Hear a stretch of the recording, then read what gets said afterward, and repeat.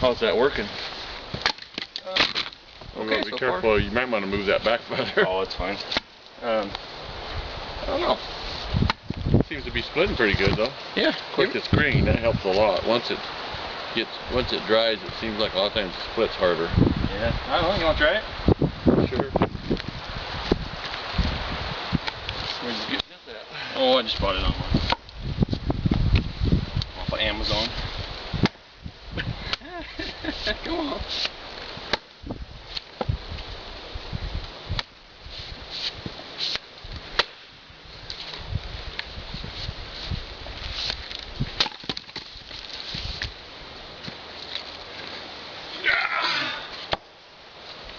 That's what I was thinking. I was like, oh, that was split nice and easy. But it didn't seem to be splitting all that easy. No. Some of these got limbs in them. Yeah, some of them had some limbs in them. Some are a little tougher. Although it does help. In each, it's just the factory edge. Yeah. Yeah. Yeah, they both.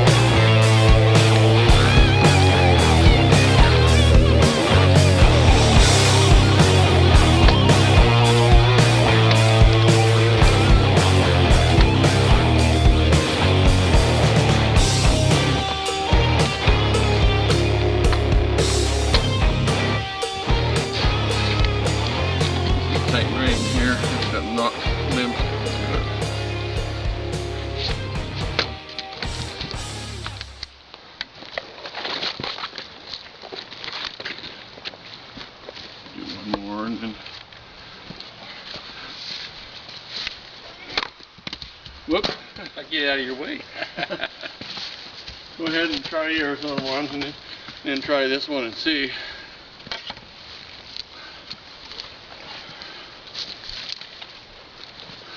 This one you just need to swing harder. You might be the same with that one too. Usually, a lot of times those big rounds take a couple of hits to split them. Yeah. Then after that, they split pretty good.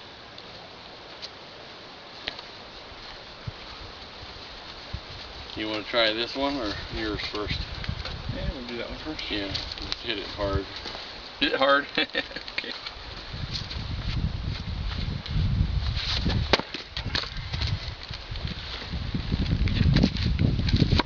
I'll get you another round here for the other one.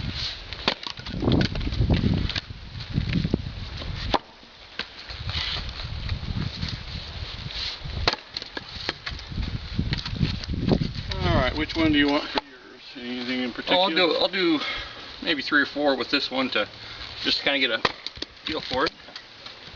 And it doesn't matter, just whatever round you want. And that one there, like I say, it hasn't been sharp forever. So the Vario 2000 Helco splitting maul. Had a chance to use it today. Thoughts and opinions on it. Splits about as well as an 8-pound splitting maul. Maybe just a hair less than that. The head on this is, I think it was a little over 5 pounds. Definitely takes a little less energy to swing it. So if you're going to be doing a bunch, you know, that may calculate out. But it's about as effective as an 8-pound splitting maul. So yeah, for the size and the weight, it does pretty good. Is it worth the price tag over just a cheap splitting maul? I don't know. It's a good looking axe.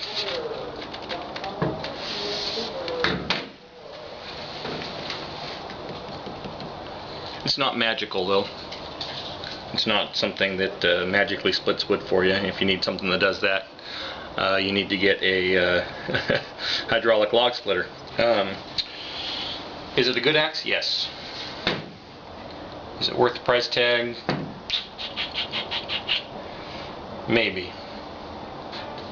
The jury is, I will say, is still out on that. Very comfortable swing, very nice feel to it as you're swinging it. Like I say, it takes a lot less energy than a regular 8-pound splitting maul, and it does almost as good a job as that. So depends on what you're doing with it, I guess. If you're splitting 12-inch and under, anything will split that. When you get up into the bigger rounds, you know, 18-inch, etc., about the same as a splitting maul. I just don't think, you know, despite functionality and feature and such, I just don't think you can get over the fact that mass moves mass, and the heavier that splitting maul is, the more force, the more mass you have coming down that's going to help split that log. So you can do some certain things to help with that, you know, head design, handle design, but when it all comes down to it, it's just mass moves mass. If you have a big heavy head on there, it's going to split. So for example, this is the X25 splitting axe from Fiskars. It just bogs down when you get into the bigger rounds. This does okay in the bigger rounds, same thing like an 8-pound splitting maul does. If you got some huge rounds, maybe I suggest going with like a big 12-pound behemoth, or get yourself a hydraulic a splitter. I don't know that I'd go with a big 8-pound or a big 12-pound sledge, or big 12-pound splitting maul. I think 8's, you know, I'm a big guy, and 8's probably more than, you know, about as much as I want to handle. But I think when you get into some of that bigger stuff, then you just end up in a territory where hydraulic log splitter is your best route. So anyhow, decent first outing with it. It did okay. I was hoping for a magical, the logs would just sail apart. But, you know, hey, physics and all of that stuff, it's just hard to argue with the fact that mass moves mass. So, but it did well. We'll keep using it, see how it does over time as we split a bunch more logs with it. So the logs we were splitting today were horrendously pitchy. I couldn't believe how much pitch was on those.